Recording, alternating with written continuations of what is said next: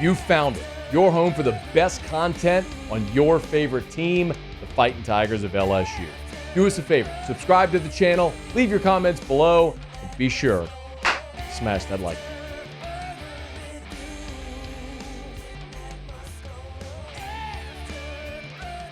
Last week was a decidedly somber conversation after the Florida State loss. They beat Grambling. Now you have a different type of challenge going on the road to Mississippi State. RC, is it possible to think that this defensive backfield can continue to improve as the season goes along? Yes, it is. It is. Because the defensive back play is about cohesion. Defensive back play is about chemistry. Defensive back play is about communication. And if coached correctly, which this team will be, I wholeheartedly believe that you can play better. Now, sometimes, though, like, guys are just more talented than other people.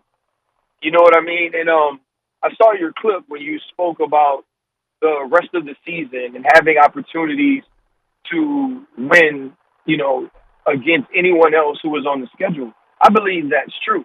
You know, we may have already played the best receiver we'll see the entire season in week 1 against the Florida State Seminoles. That kid's going to be a first-round draft pick. And so I believe that this team can get better. I believe they are talented in some spots. But I just can't help but remember what it looked like when Pat Peterson played. Yeah. You know, or even though a middle school young man, when Tyrann Mathieu was there, or Mo Claiborne, or Derek Stingley, Grant Delpit, you know, the list goes, Tre'Davious White, Jamal Adams, the list goes on and on. I believe that they were well coached because I was in the meeting rooms with Corey Raymond. I know how much he harped on communication. I know how much he harped on technique. I know how many times he came over to Traction just to watch me train so he could learn new drills, learn new things. But I also knew what those dudes were made of. I also knew who the hell they were when they were recruited. And when they were recruited, everybody in the world wanted them because they were that dang talented. And so there are still going to be some weeks we run into people that are just better, but I do believe that I can continue to see them grow as a group and play better football than we saw them play week 1. RC, specifically with Mississippi State, when you go from air raid, which Mike Leach was, to now a more traditional style offensively, how does that look for this defense matching up against what they will see as opposed to what they would have seen prior? So I will say this. The one thing about the air raid was it was very simple. So from a mental standpoint, from an alignment, assignment, and adjustment standpoint, it was actually pretty easy. It was just when they had really good players, you couldn't stop it because it was so fast. It was always attack, and they were going to push the football down the field. I can't remember what year that was. Was it 2020? 2020, yeah. When they came here and we thought old boy was going to win the Heisman, but he got benched like 2 weeks later or something like that. It was KJ Costello, yes. Yeah. He threw for 600 yards. Right, I thought he was going to win the Heisman. I was like, man, this dude is amazing.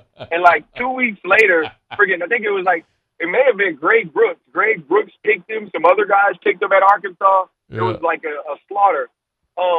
And so it's a little more, it's a little easier to deal with mentally. And so now when you go to a more traditional offense, there are easier adjustments off of it. There are audibles and checks that you can make based off of what the defense does.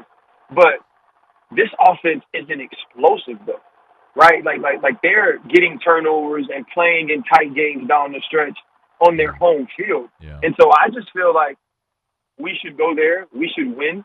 I believe we'll play extremely well. And sometimes you need the last 3 quarters of a Grambling State, even though you're only doing what you're supposed to do, just to get things rolling, just to feel good about yourself. It's like when Steph Curry's cold and you foul him like a dummy and put him at a free throw line and let him shoot 2 free throws and not touch the rim at all because it's going all net. Yeah.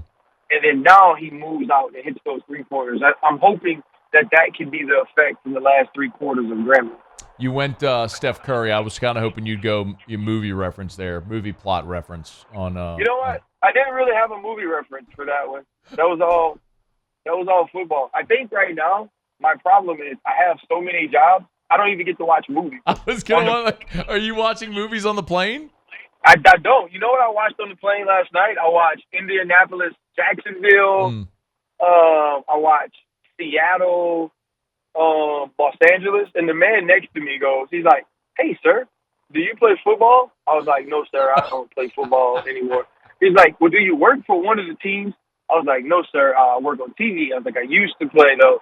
Because I'm sure he was trying to figure out, why is this dummy watching football games? Old football games that are not live. You know what I'm saying? He's like, this dude's dumb. Stewardess. He is Ryan Clark. Follow him everywhere. You know where to find him. Make sure you go subscribe up to The Pivot as well on YouTube. RC, we always appreciate you, man. Thank you. Safe travels. Oh, man, have a good one, brother. Hey, thanks so much for watching. Please leave your comments. I love to interact. And be sure to hit the red subscribe button below.